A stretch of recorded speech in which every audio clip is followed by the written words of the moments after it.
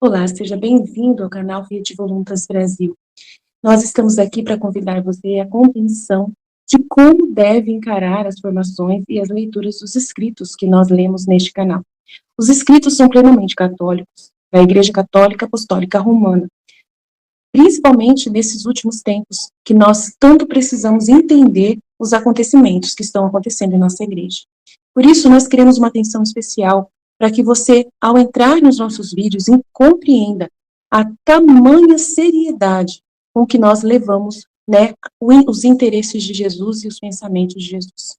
Aqui nós lemos e realmente penetramos profundamente nas dores de nosso Senhor Jesus Cristo. Nós temos verdadeiramente uma intimidade com Ele e estamos buscando ajudar as pessoas que querem essa santidade de viver na vontade divina, ensinada por Deus, por Jesus Cristo, a serva de Deus, Luísa Picarreta, que foi acompanhada com muitos padres da Igreja Católica. E ela recebeu uma santidade, um dom para esses tempos muito importante, que é o de viver na vontade divina, que é totalmente diferente do que a igreja conheceu nesses 2000 anos. Não é seguir doutrina cegamente, regras cegamente, mas sim conhecer plenamente o coração de Jesus e obedecer os interesses de Deus para o aqui e agora, numa intimidade concreta, né, vivendo uma santidade que nunca existiu, só existiu na vida de Maria e de Jesus e da Luísa. Por isso nós estamos aqui ajudando as pessoas com vídeos longos, claro, explicando até mesmo as nossas vidas na divina vontade na prática, trazendo o conhecimento aplicado na nossa vida. Por isso nós narramos acontecimentos, parábolas, circunstâncias, para que a pessoa tenha facilidade de penetrar e interessar da forma correta pelos escritos. Uma pessoa que está na vontade humana, que é a grande chave, né, dessa santidade, é a pessoa renunciar à sua forma de pensar humano, sem Deus, né, para si mesmo, visando somente o seu próprio, né, bem pessoal. A pessoa que visa somente a sua própria salvação, a pessoa que visa somente a salvação da sua família, de poucas pessoas, ou somente dos católicos, essa pessoa está com o pensamento travado para o livro do céu, não consegue entender os escritos de Jesus. E aí, quando vai ler, ela vê uma coisa superficial e não sai da santidade humana, que é uma santidade só pessoal. Ela precisa ir para a santidade divina, que é com o pensamento em Deus. E nós queremos ajudar você a chegar lá, né, subir mais alto e conseguir ver as coisas com os olhos de Deus. Para isso, demora bastante o processo de purificação da sua mente. E nós estamos aqui para você, para te servir, para te trazer essa graça. Se você quiser contar conosco, é isso aí. Deus abençoe. Um bom vídeo para você. Em nome do Pai que me criou, em nome do Filho que me resgatou, em nome do Espírito Santo que me santificou. Divina vontade, reina na minha vontade. Ó minha mamãe, eu te amo e tu me amas. Dai-me um gole da vontade divina na minha alma. Me abençoa, Mãe, para que todas as minhas ações sejam feitas diante de vossos olhos maternais. Suprema Majestade, eu venho em sua divina vontade em nome de todos, do primeiro ao último homem que existirá na terra, para dar a ti as homenagens que tendes direito, as adorações, os louvores, o amor que cada criatura lhe deve, as ações de graças e fazer todas as reparações por todos e por cada pecado. Venho, Senhor, na tua divina vontade, dou-te a minha vontade humana, por meio do Imaculado Coração de Maria, que possui todos os dons e os frutos da divina vontade. Dai-me então, Senhor, a tua divina vontade, venha a divina vontade nesta ação que estou a fazer e em todas as ações que eu farei durante o dia. Vinde, Espírito Santo, vinde por meio da poderosa intercessão do Imaculado Coração de Maria, vossa amadíssima esposa e nossa mãe. Vinde, Espírito Santo, vinde por meio da poderosa intercessão do Imaculado Coração de Maria, vossa amadíssima esposa e nossa mãe. Vinde, Espírito Santo, vinde por meio da poderosa intercessão do Imaculado Coração de Maria, vossa amadíssima esposa e nossa mãe. Amém. Eu não sou nada, Deus é tudo. Pai, eu te amo. Livro A Coroa da Santidade, sobre as revelações de Jesus, a Luísa Picarreta. 2000 anos depois, a maior oração não ficará sem resposta. De Daniel O'Connor. Então eu vou iniciar com a introdução do livro, né? É um livro de revelações da Luísa, né? Que vai somar muito com o nosso conhecimento, né? Que Jesus está trazendo nesses tempos, né? Sobre os escritos de Luísa, né? As revelações que Jesus fez a Luísa, né? Eu tenho uma confissão a fazer, depois de ler muitos livros espirituais, teológicos e filosóficos por muitos anos, observei um tema comum nestas situações. Minha reação, depois de colocá-los para baixo, é frequente. Oh, que coisas maravilhosas que acabei de ler! Acabei de aprender centenas de excelentes conselhos que realmente deveria viver minha vida. Mas como diabos devo começar a fazer isso? Neste momento, eu mal podia aprovar um questionário sobre o conteúdo destes conselhos e muito menos conseguir primeiro lembrar de todos. Segundo, mantendo-os todos continuamente diante de minha mente. Terceiro, percebendo quando estou em uma situação a qual eles se aplicam. E quarto, conseguindo aplicá-los a estas situações. Talvez você simpatize com os meus sentimentos, caso em que ficará aliviado ao ouvir que viver na vontade divina é a resposta para todas essas ansiedades. É a coisa mais simples que você aprenderá sobre a vida espiritual, além de ser a coisa mais interminável, bonita, profunda, ampla e intricada que você aprenderá sobre o mesmo. E o mais importante é que a simplicidade envolve em si a complexidade, enquanto a complexidade é permeada pela simplicidade. O que isso significa para você praticamente é que depois de ler esta única página a seguir, você pode alcançar a mesma altura que quem passou a vida inteira estando os escritos de Luísa. Estudando os escritos. Um minuto só. Deixa eu. Você pode alcançar a mesma altura que quem passou a vida inteira estudando os escritos de Luísa. E se, a qualquer momento, durante a sua jornada na divina vontade, a grandeza e a diversidade do que você está explorando a dominar, você sempre poderá retornar à página seguinte para se lembrar da grande simplicidade da jornada em que embarcou ser e assim ser garantiu que você não tem nada a temer e nem mesmo a menor ansiedade. Você já está você já está onde precisa estar, pois é tão simples quanto isso. A essência da mensagem em uma página. Neste momento único da história do mundo, finalmente chegou o momento oportuno em que Deus deseja nos dar sua própria vontade.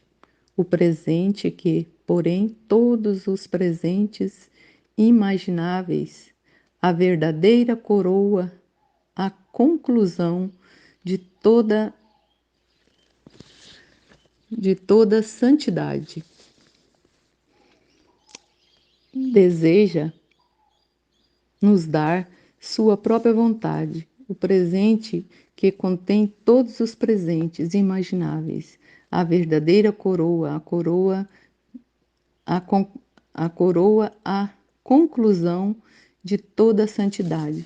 Desculpa, eu repeti. Tanto no céu como na terra. Este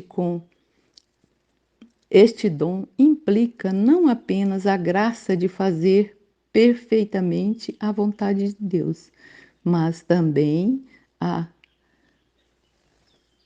a imensidão total de sua vontade humana na vontade de Deus, para que essa vontade divina torne-se a princípio de vida de sua alma, assim como sua alma é o princípio de vida do seu corpo.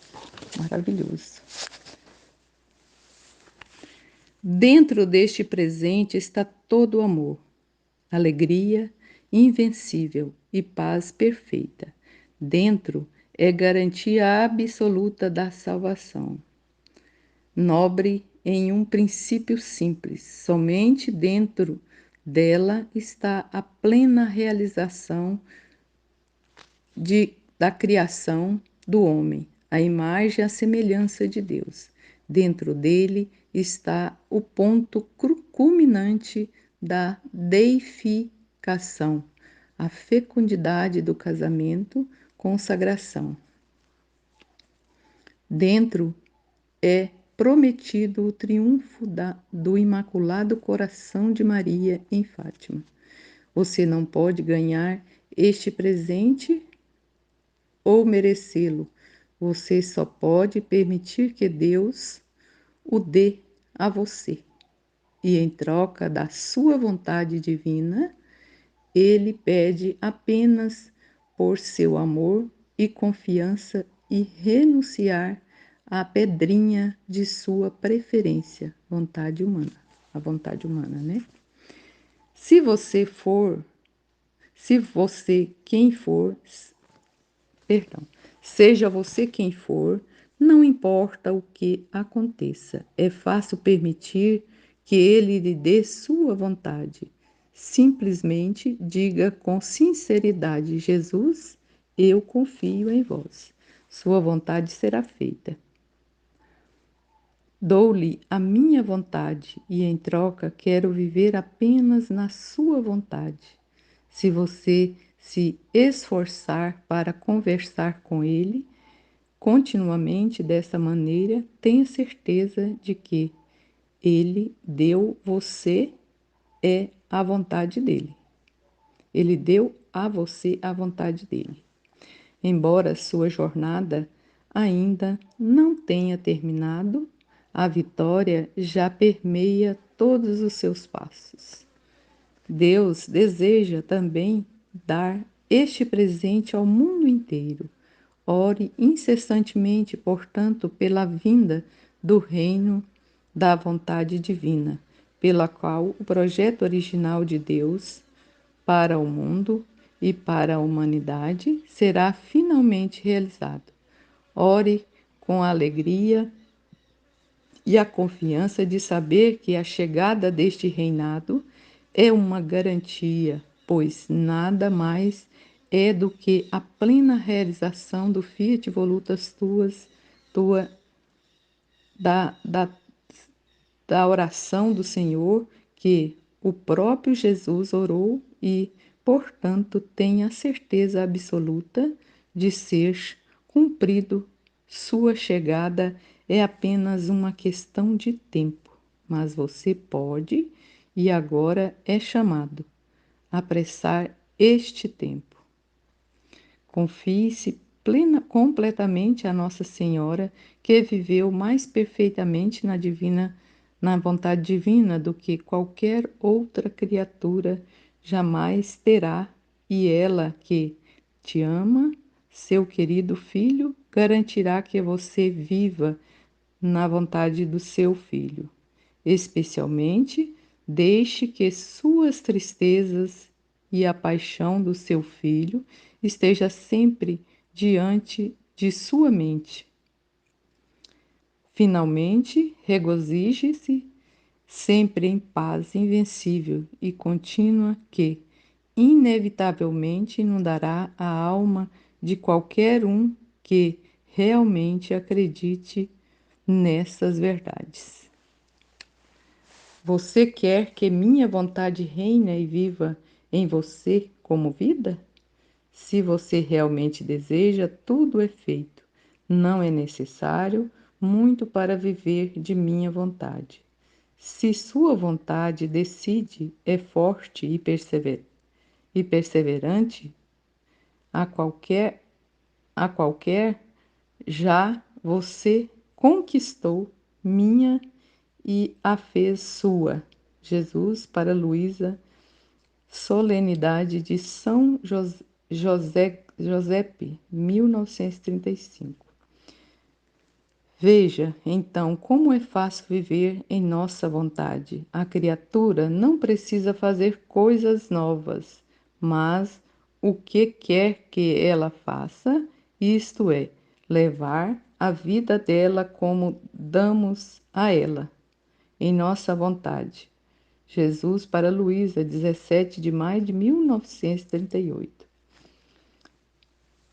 Oh, como eu gostaria que todos soubessem que, se eles querem viver em minha vontade, eles têm uma rainha e uma mãe poderosa que compensarão tudo o que lhes falta. Ela irá criá-los no colo materno. Jesus a Luísa, desde o último parágrafo dos escritos de Luísa, no quarto dia do Natal de 1938. São trechos de Luísa, né, citados aqui. A maior história já contada. De, deixe a página, deixe a página anterior permanecer como um lembrete perene de essência desta mensagem e de qual deve ser a essência de nossa resposta. E agora passamos a considerar mais profundamente o que Deus está fazendo nessas revelações surpreendentes e vamos começar onde mais, no muito, começando. Todos os cristãos sabem como tudo começou, e mesmo as religiões pagãs geralmente ensinam o principal impulso da natureza, da criação, de maneira um tanto correta. O universo, o mundo e o mais importante, o próprio homem, saiu das mãos criativas de Deus, perfeitas em todos os aspectos. O que quer que fosse essencial à natureza do homem, não faltava ao homem como Deus o criou. Pois, se faltasse, Deus teria criado um mal, o que nunca poderia ser. Mas o que é essencial para a natureza do homem? Certamente, sua perfeita felicidade, perfeita saúde e perfeita segurança são essenciais, mas acima de tudo, sua perfeita santidade. É aquilo que é realmente exigido pela própria natureza do homem, feito à imagem e semelhança de Deus. E se alguém agora visse como a criação foi emitida por Deus, uma palavra soaria: beleza. Mas beleza, o médico angélico ensina corretamente, consiste na devida proporção. Por isso, chamamos algo de belo se contiver com si a simetria necessária para o reconhecimento de sua proporcionalidade. Por exemplo, um belo santuário nunca contém um altar fora do centro com uma coleção de apenas ícones no lado direito e uma coleção de apenas estátuas no lado esquerdo. A melhor coisa, o altar e o tabernáculo deve estar no centro, e ambos os lados devem ser simétricos, embora não sejam idênticos. Esta simetria, como uma essencial característica da beleza, aplica-se não apenas às considerações especiais, mas da maior importância às cronológicas. Todos os maiores autores sabem que, para escrever uma grande história, eles devem começar a escrevê-la, sabendo que depois que o julgamento da história tiver sido suportado e conquistado, retornará o cenário de alguma maneira para onde começou. O Senhor do Argolas, escrito pelo devoto estudioso católico J.R.R. Tolkien, e muitas vezes considerado o maior romance dos tempos modernos, dá um excelente exemplo desta simetria. Começa na terra verde e pacífica do condado, apenas para retornar a este mesmo cenário após a grande aventura, a tremenda provação e a derrota da antagonista do mal. Da mesma forma, Alexander Dumas, o conde de Monte Cristo, começa com a vida feliz dos noivos Edmund Dantes e Mercedes, apenas para retornar a essa felicidade após enormes provações, com as palavras finais do livro nos lembrando que toda a sabedoria humana é resumida nessas duas palavras: espere e espere. Nada poderia ser mais pertinente à questão em questão, pois, ao ler este livro, você verá que Deus, como o maior autor, não deixará de garantir que sua própria história contenha esta simetria entre o começo e o fim. Esta história, a maior já contada, é a própria história, portanto, se desejamos entender como Deus garantirá que ele retorne a si mesmo no fim dos tempos, precisamos apenas olhar para o seu começo nobre. Na missa, o padre reza: você chama a natureza humana de volta à sua santidade original. Isso, de fato, como a Igreja ensina em sua liturgia e como Jesus repetidamente diz a Luísa, é um chamado, isto é, um convite ao qual devemos responder, não a um conhecimento de alguma conquista já concluída. Neste caso, a oração diria: você ter através da redenção colocada nossa natureza humana de volta à posição de sua santidade original. As revelações que Jesus deu a Luísa constituem as instruções desta resposta.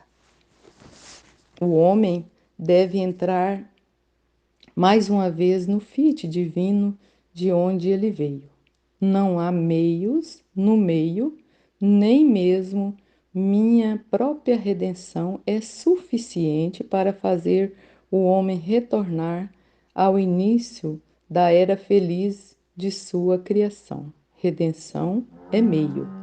Caminho, luz, ajuda, mas não o fim. O fim é a minha vontade, porque a minha vontade era o começo, e pela justiça, quem é o começo também deve ser o fim. Portanto, a humanidade deve estar encerrada em minha volição divina para ser devolvida.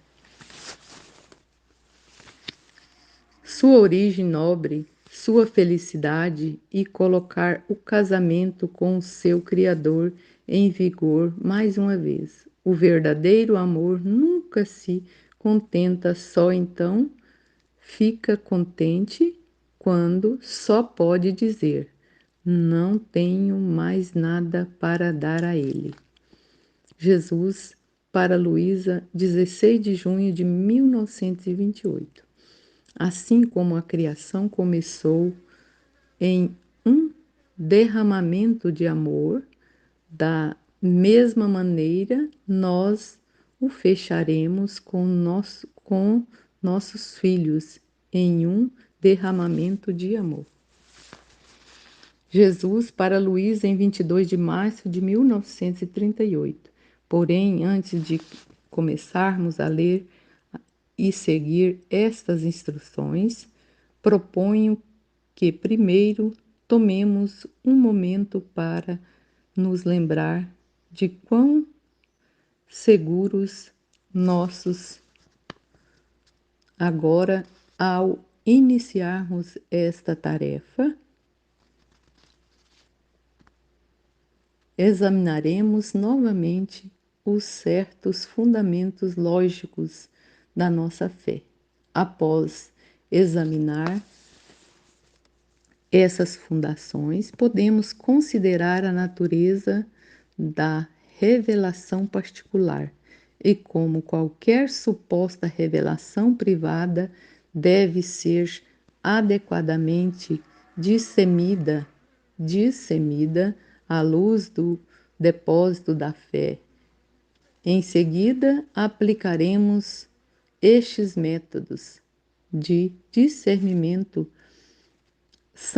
sancionados pela Igreja ao caso das revelações particulares que Jesus e Maria deram a Luísa, após os quais veremos que simplesmente não há espaço para qualquer dúvida razoável sobre sua validade.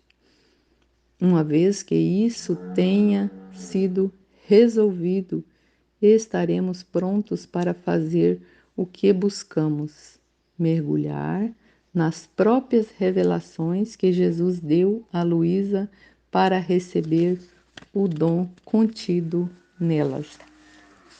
Nossa, maravilhoso. Primeira parte, o presente. Se a vontade quiser a vida de nossa vontade em si própria, o que é desejado, comandado por nós com tanto desejo, terá o grande bem de possuir nossa vontade como vida. E se não fosse assim, a santidade de viver em minha vontade seria uma santidade difícil e quase impossível, enquanto nem eu sei ensinar coisas difíceis, nem quero coisas impossíveis. Pelo contrário, é a minha maneira usual de facilitar tanto quanto possível para a criatura as coisas mais difíceis e os sacrifícios mais difíceis. E meu amor é tão grande que, para facilitar ainda mais, sussurro ao ouvido de seu coração: se você realmente quer fazer isto de bom, eu mesmo o farei junto com você. Não o deixarei em paz. Colocarei à sua disposição minha graça, minha força, minha luz, minha santidade. Nós dois estaremos fazendo o bem que você deseja possuir. Portanto, não é preciso muito para viver na minha vontade. O demais está em querer isso, mas se a criatura decide e quer, com firmeza e perseverança, ela já conquistou minha vontade e a fez dela própria. A vontade humana possui com personagens indeléveis tudo o que faz e quer fazer. E se a memória esquece, a vontade não perde nada. Contém o depósito de todos os seus atos, incapaz de dispersar qualquer coisa. Portanto, pode-se dizer que todo homem está em sua vontade. Se a vontade é santa, até as coisas mais indiferentes são santas para ele. Mas se for mal, talvez até o próprio bem muda para ele em um ato pervertido. Então, se você realmente quer minha vontade divina como vida, não é preciso muito, mas ainda, uma vez que unida à sua, existe a minha, que é a que a quer. Há um poder que pode fazer qualquer coisa e, de sua parte, mostrará por ações se em todas as coisas você quiser. Conduza-se como possuidor de uma vontade divina. Os certos fundamentos lógicos.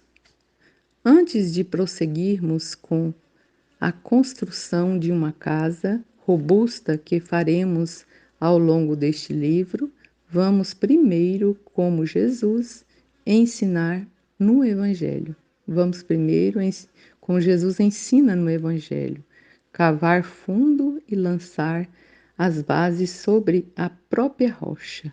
Não nos preocuparemos que passaremos algum tempo revisando o que já sabemos, pois estes elementos essenciais sustentam toda a nossa crença na fé e, consequentemente, toda a ação que se segue deles.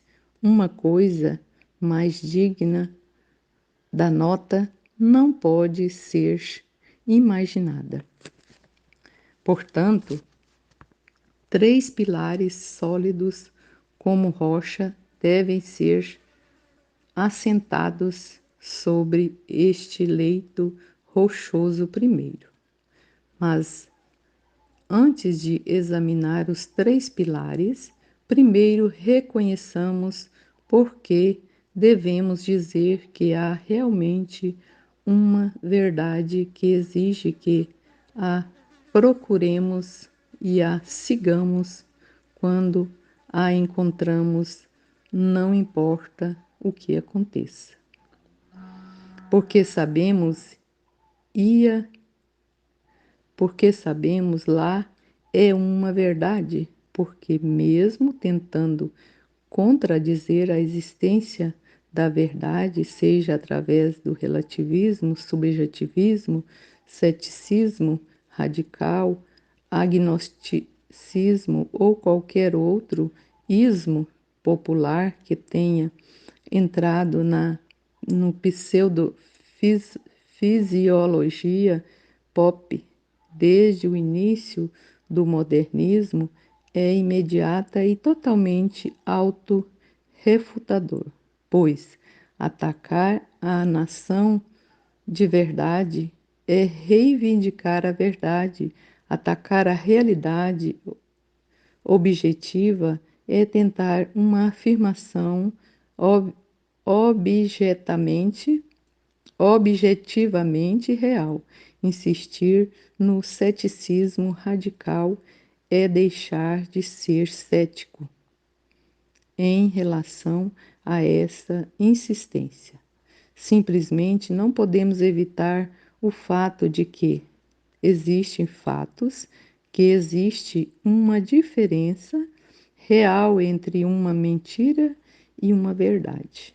E mesmo se nos dedicamos a uma vida dedicada às acobracias intelectuais crônicas para nos esforçarmos para escapar a esta ou a outra coisa, nossos corações sabem melhor que nossas mentes, pois nossos corações sabem com certeza inabalável que quando alguém mente para nós, uma verdadeira injustiça foi cometida, pois a verdadeira foi negligenciada. Porque sabemos que devemos procurar a verdade, porque nossa própria existência impõe essa demanda sobre nós com tanta força que ninguém pode ousar reivindicar inserção, que todos os homens, por natureza, desejam conhecer. Foi a primeira observação na primeira linha do maior filósofo da história, Aristóteles, em seu, em seu tratado mais fundamental, Metafísica, nossa racionalidade que nos separa dos animais que não precisam buscar a verdade, não porque é irrelevante para eles, mas porque eles não são obrigados a seguir a verdade automaticamente. Nos leva a este fim com tanta compulsão que, se fosse capaz de invejar, o próprio Sol desejaria ter um poder semelhante sobre a Terra. E é preciso um verdadeiro louco, um verdadeiro delinquente mental, uma verdadeira desculpa triste e triste para um humano para dizer junto com Nietzsche, porque não a verdade? Porque não antes a mentira? Este filósofo mostrou ao mundo com sua própria vida o que é rejeitar conscientemente o dever de buscar a verdade, tornar-se louco, declarar-se o anticristo, a morrer sozinho na miséria superlativa em um manicômio. Tudo isso, de fato, Nietzsche fez por, porque sabemos que devemos seguir a verdade, uma vez que a encontramos como, como tão claramente quanto todo número inteiro é par ou ímpar. Também apenas duas opções se apresentam para nós. Siga a verdade, conhecida ou viva, uma mentira.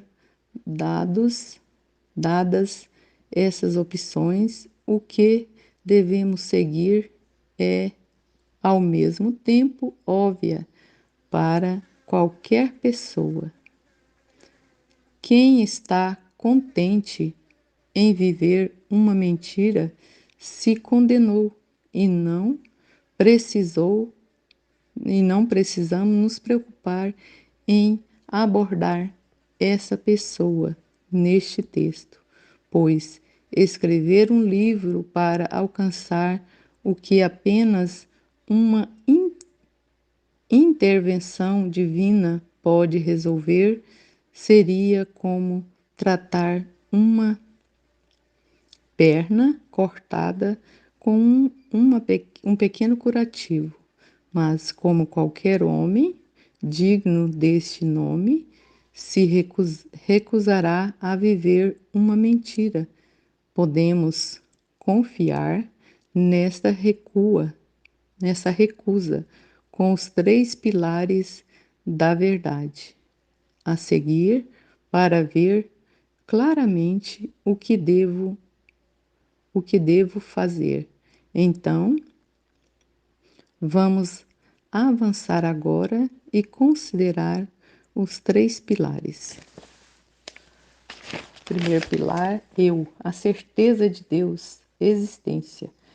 Primeiro, Deus existe, das verdades cuja existência já estabeleceremos na sessão anterior, que exige nosso consentimento à existência de Deus é a principal. Embora sua existência seja confirmada e conhecida com segurança pela fé sobrenatural, que é um presente do próprio Deus e não um produto do esforço humano, esta fé não é necessária para saber que ele existe, porque a razão diz a qualquer pensador sério, de várias maneiras, que não há como escapar da necessidade racional de um ser cuja existência é a própria existência, um ser que criou o universo, um ser que projetou toda a ordem que vemos na vida.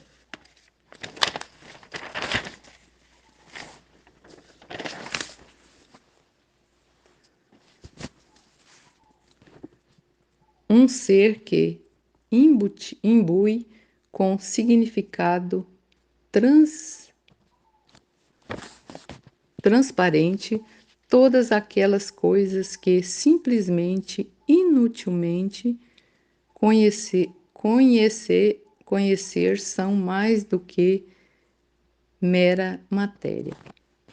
Mas eu lhe disse que a razão demonstra essas conclusões com clareza, e não quero deixar para um poema qual é o trabalho adequado de um bom argumento. Portanto, consideremos brevemente apenas algumas das muitas maneiras pelas quais a existência de Deus pode ser rápida e facilmente conhecida com a razão e com clareza, porque por qualquer pessoa que tenha coragem e honestidade para seguir seu intelecto onde quer que ele leve, segundo a vida. Simplesmente não há outra maneira de explicar a funcional ordem que todas as formas de vida contêm, sem reconhecer a existência de um autor divino dessa ordem. Embora a maioria dos ateus busque explicar essa ordem reconhecendo a teoria da evolução. O fato é que, mesmo que concedemos a validade de todas as reivindicações dos evolucionistas, isto ainda não diz nada sobre como a vida surgiu em primeiro lugar, pois, sob suas próprias premissas, o ponto de partida da evolução, que, portanto, obviamente não pode ser explicado pela evolução, é uma única célula com DNA capaz de se reproduzir, uma obra-prima de design que nunca foi combinada nem mesmo pelos feitos mais impressionantes da evolução e inovação humana. Até mesmo as publicações recentes e autorizadas, Enciclopédia da Evolução da Oxford University Press em a honestidade de admitir como a célula ancestral, originados cerca de 3,5 a 3,8 bilhões de anos atrás, continua sendo uma questão de intensa especulação. Antes de dedicar uma gritante, uma página do total de 1.326.000 para refletir sobre como isso pode ter acontecido. Nesta página, dando uma meditação que se qualificaria como um belo conto de fadas, se não fosse tão cientificamente, logicamente absurdo para o autor de um conto de fadas, pode justificar a inclusão de alguns absurdos científicos, mas não absurdos lógicos. Noto a incrível brevidade com que tratam esse assunto de chamada célula ancestral, totalizando menos de 0,8% de todo enciclopédia,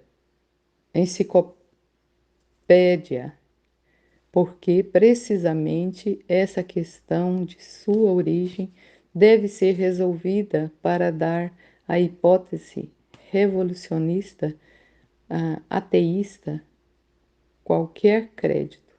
No entanto, é sistematicamente a questão mais ignorada em toda a biologia evolutiva. Um ateu pode protestar que o tratamento minúsculo na enciclopédia apenas porque ainda não há substância suficiente para resumir, mas este protesto prova o argumento de maneira ainda mais clara, pois o darwinismo teve bem mais de 100 anos para explicar a origem da célula ancestral, devorando carreiras inteiras de gerações de inúmeros cientistas, para não mencionar montanhas de dinheiro no processo. Se, após todo este esforço monumental, não houve progresso substancial suficiente na questão para merecer mais de uma página de resumo na enciclopédia da evolução, então, que conclusão qualquer pessoa razoável deve tirar desta falha categórica de progresso? É óbvia demais para valer a pena declarar. Por estes esforços, os de um garotinho que tenta pular e tocar a lua parecem razoáveis e até alcançáveis, percebendo que ele deve simplesmente se desaparecer de dar um relato racional e científico da origem da célula ancestral. Um ateu pode, então, recorrer à banalidade e afirmar: mas com tempo suficiente ele ainda deve existir por acaso. Seguido da observação, até um macaco esmagando uma máquina de escrever, acabaria criando escanquepere, você sabe, como se apenas evocar uma imagem desse tipo comprove sua validade. Certamente, meras ilustrações de um ponto nunca provam por si mesmas o que representam, eles são úteis apenas para ajudar a atender um pouco que ele já concede. Portanto, a máquina de escrever, macaco, hipótese, é aquela que requer testes em relação à razão que iniciaremos atualmente. Suponhamos que apenas uma obra da necessidade da Esquespiare seja concluída, a fim de validar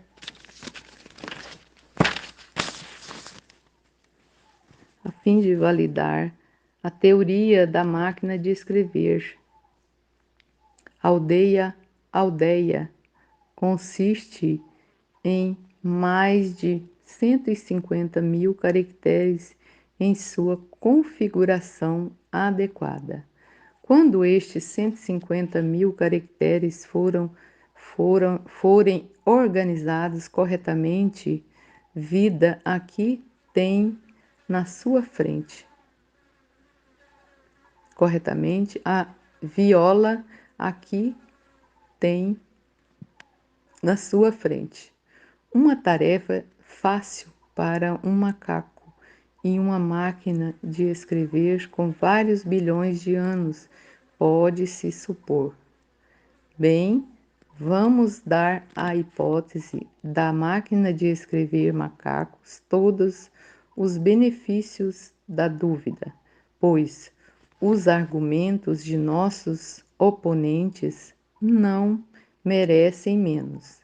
Vamos supor que, mesmo apenas metade dos caracteres, 75.000, escolhidos corretamente, será suficiente para criar com êxito o trabalho em questão. Assim, mesmo que o macaco produza um trabalho em que qualquer outro personagem é um erro de digitação flagrante, ainda assim considerem que conseguiu produzir Esquespiare. Uma palavra difícil que eu não estou entendendo ainda. Para dar à hipótese um benefício ainda mais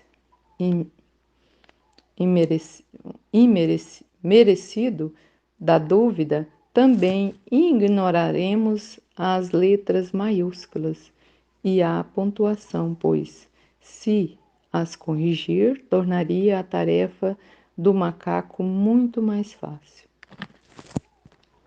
Dado estes critérios extremamente generosos, agora podemos prosseguir com um cálculo simples. Cada caractere tem apenas 26 opções, as letras de A a Z. A chance de escolher a primeira letra corretamente, aleatoriamente, portanto, é 1,26. A chance de escolher a segunda letra depois disso corretamente também é de 1,26. E a segunda chance de escolher a terceira letra depois da letra correta novamente é 1,26. 3. E assim por diante. Portanto, precisamos apenas fazer um cálculo simples para saber a probabilidade da aldeia sendo digitado aleatoriamente 1,26 a 75.000. Exorto você a digitar este cálculo na primeira calculadora que puder encontrar. É importante que você veja os resultados por si mesmo e não apenas aceite minha palavra. Sua calculadora dirá com razão que essa probabilidade que você calculou é igual a zero. Isso mesmo. não há sequer uma possibilidade matemática de algo tão relativamente simples como aldeia vir a ser por mero acaso, mas uma única fita de DNA ela mesma, contido na célula única que é necessária como ponto de partida da teoria da evolução.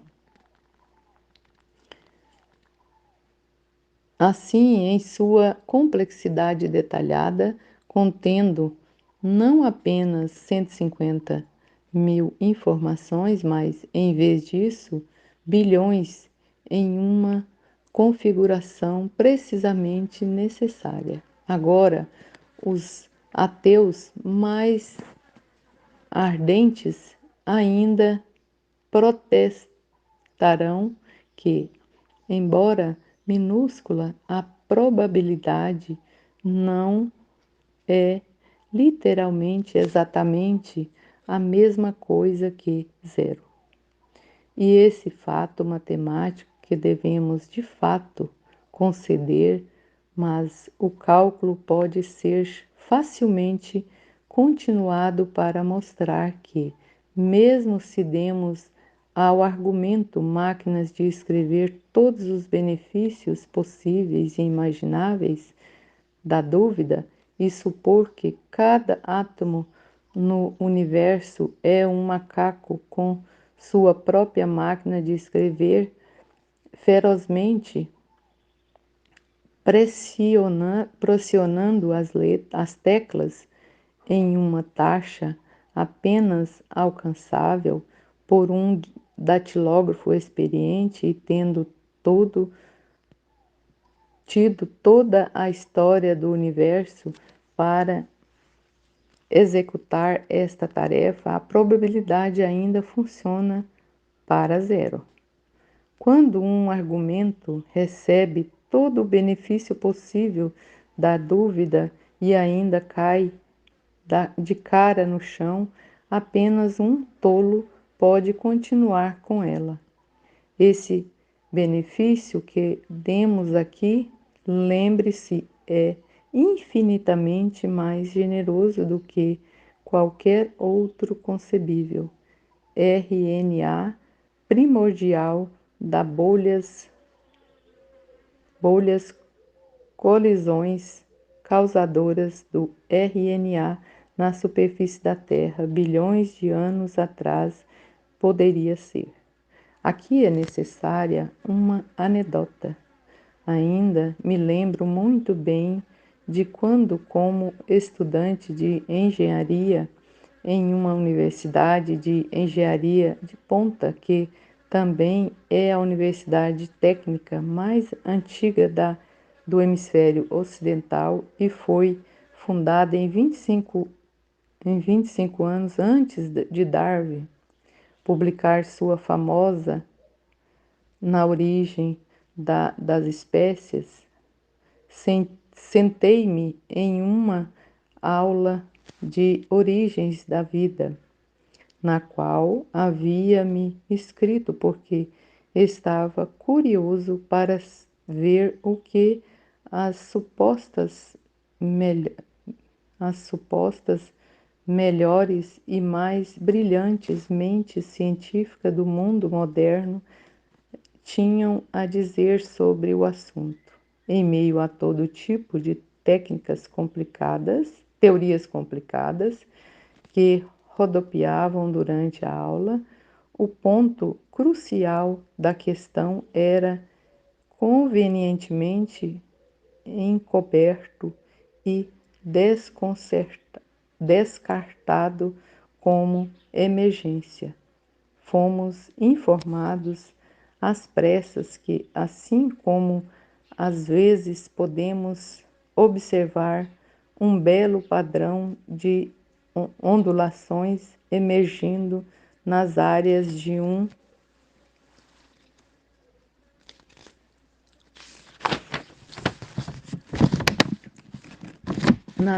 de uma praia, Também a primeira célula necessária para iniciar o processo de evolução emergiu da sopa primordial que, hipoteticamente, era a superfície da Terra, bilhões de anos atrás. Reconheci abertamente o que já sabia antes de me inscrever no curso. Os chamados gênios científicos anunciados pelos ateus e agnósticos de hoje não tinham a menor ideia de como é possível reconciliar suas visões com o fato de que existência de vida. A emergência, que é tudo o que eles podem apelar, foi testada contra a razão real nos parágrafos anteriores e demonstrou ser uma falha total na explicação do que se propõe explicar. Lembremo-nos dos fatos matemáticos inevitáveis. Os benefícios absurdamente generosos da dúvida sempre dão mesmo aos cenários mais basicamente impossíveis, mas talvez concebíveis, uma garantia estatística visual de ocorrência. Por exemplo, a noção de uma criança pequena que nunca viu uma arma. No entanto, supera um atirador especialista em uma competição de tiro ao alvo é ridícula.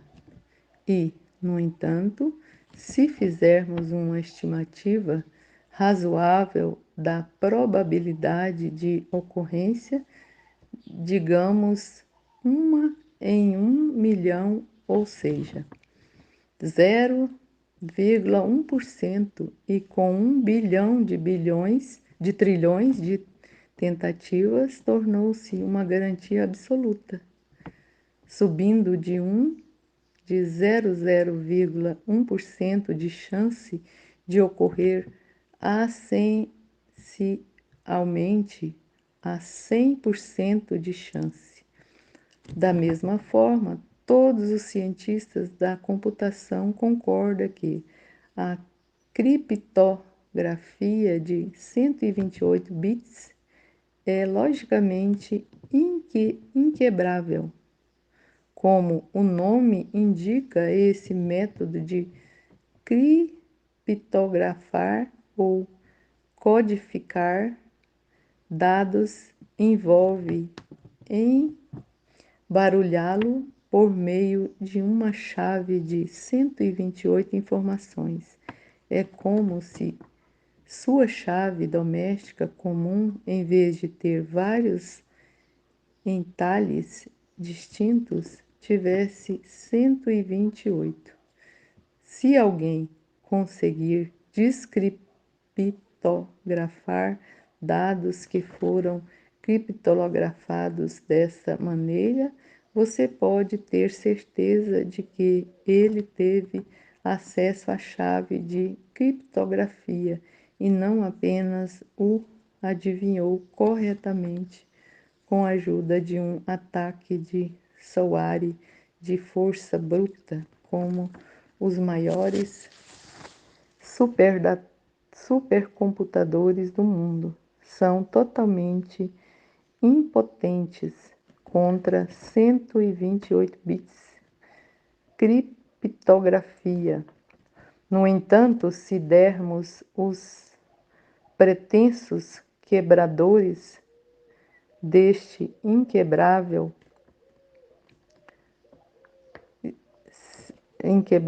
citos, o mesmo benefício absurdo da dúvida que acabamos de dar à máquina de escrever.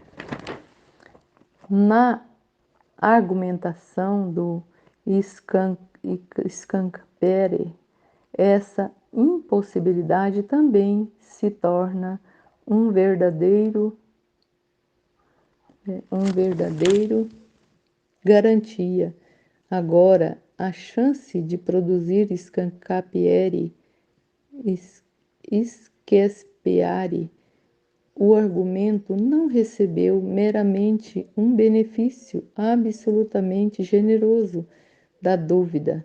Não, fomos muito mais longe e demos todo imaginável, concebível benefício da dúvida. Isto faz com que as chances de bilhões de trilhões dados ao atirador de elite infantil pareçam um benefício absoluto da dúvida. Você vê 1 bilhão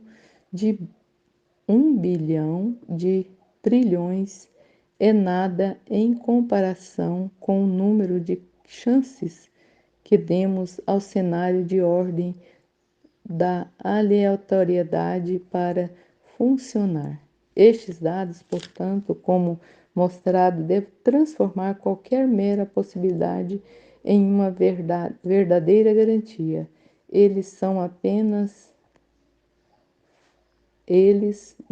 apenas falharam em fazer isso, mas falharam em torná-lo ainda mais provável. Não apenas eles falharam em torná-lo provável, não. De fato, a probabilidade ainda é zero.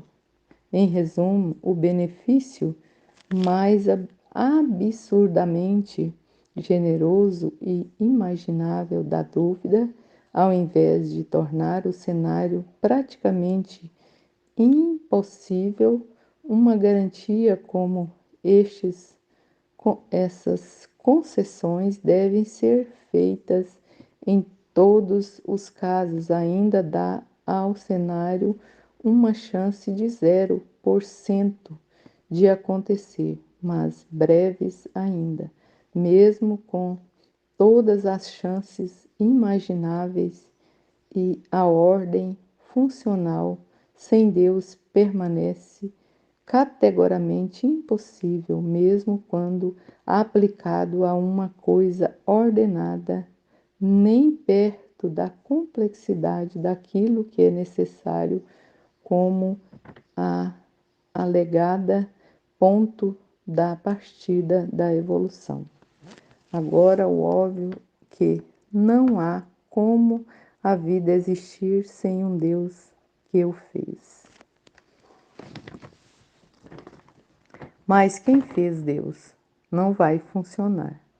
Uma vez que qualquer conclusão, não importa quão certa, tenha sido definitivamente demonstrada pela razão ou pela ciência, qualquer pessoa, mesmo uma criança pequena ou um papagaio, pode sempre responder sem pensar: mas por quê? E esse, de fato, geralmente é o recurso do ateu. Ok, tudo bem, Deus fez a vida, mas quem criou Deus então? Embora superficialmente semelhante à resposta do crente quando a, a teoria do Big Bang é dada como uma explicação para a existência do universo, ou seja, o crente pergunta em resposta a ser dito que Big Bang criou o universo. Bem, quem causou o Big Bang? Na verdade, é radicalmente divergente. Lembre-se primeiro que a teoria do Big Bang foi criada por um padre católico. E mesmo que verdadeiro, não diz nada sobre como o próprio Big Bang aconteceu. Fala apenas do que teria acontecido imediatamente após e depois.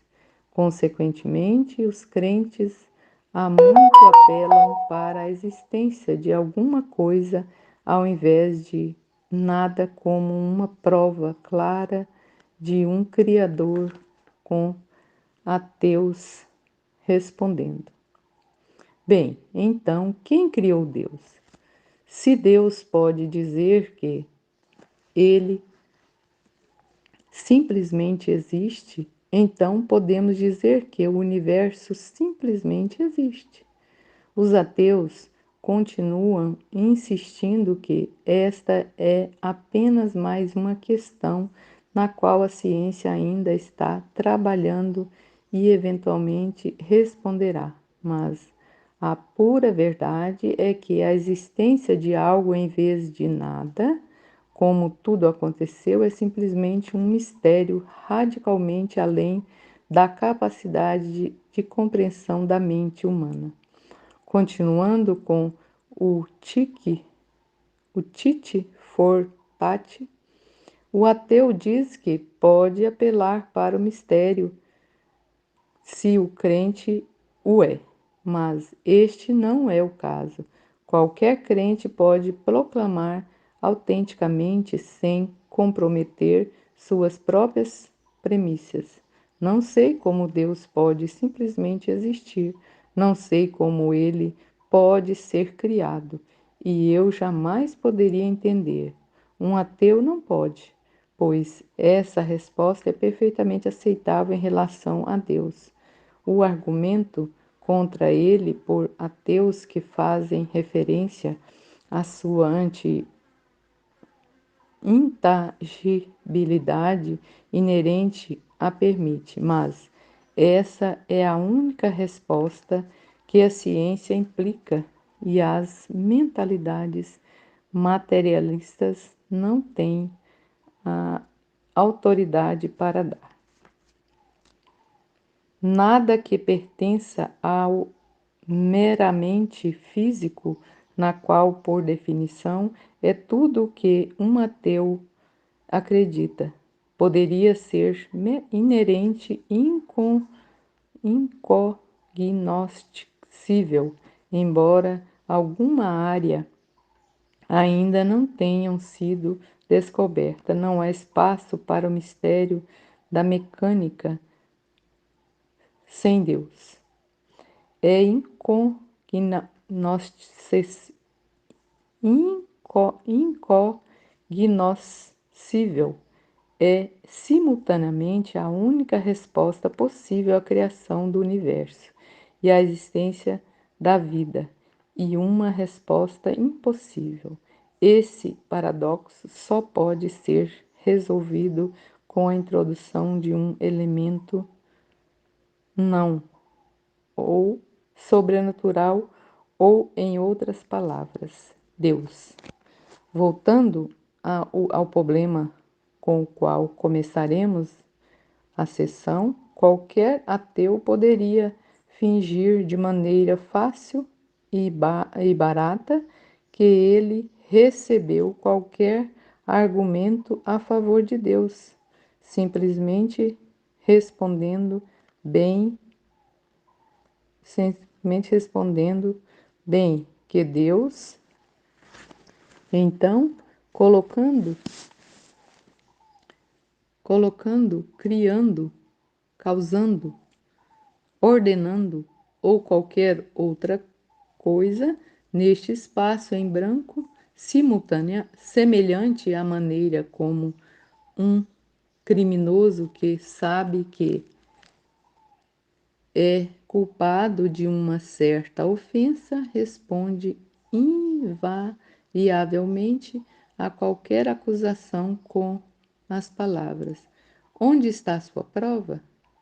Mesmo quando ele sabe muito bem que o que foi apresentado já constitui prova. Mas quando alguém sucumbiu a tal obstinação, ele emprega métodos que poderiam facilmente ser adotados para uma criança de 2 anos ou um papagaio. Arbitrariamente e sem pensar, em continuar dizendo por quê ou como, mesmo quando a pergunta já foi respondida, ele deveria considerar o que o levou a um estado tão lamentável, pois nenhum crente em Deus finge ter uma resposta sobre como exatamente Deus pode ser uma pode ser um causa quem não precisa de causa ou um designer que não precisa de designer, os crentes simplesmente percebem que tal ser é necessário, dados os dados concretos, isto é, dado a que já sabemos com certeza sobre os dados brutos do universo. Por isso,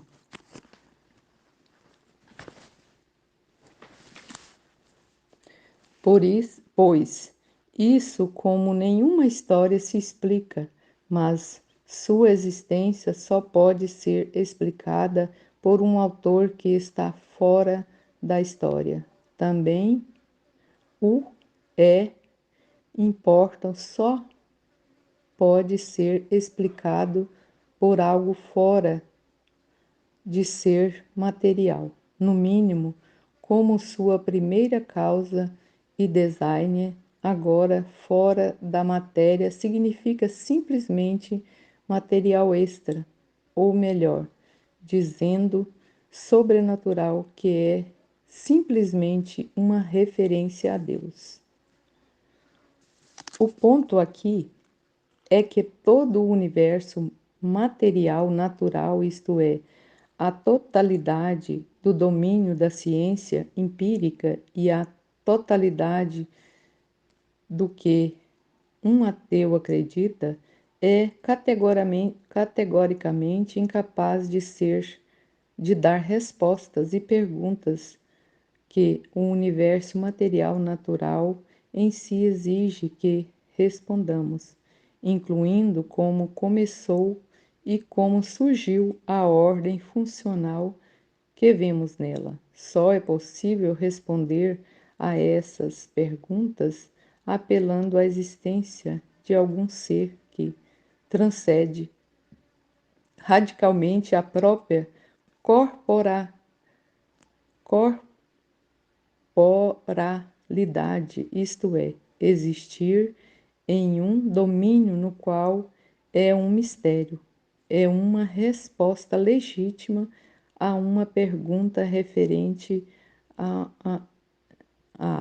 em oposição a qualquer pergunta referente ao universo material, para o qual é um mistério, nunca é lícita, e sempre que é dado que ela destrói automaticamente o próprio materialismo. Amém, Fiat.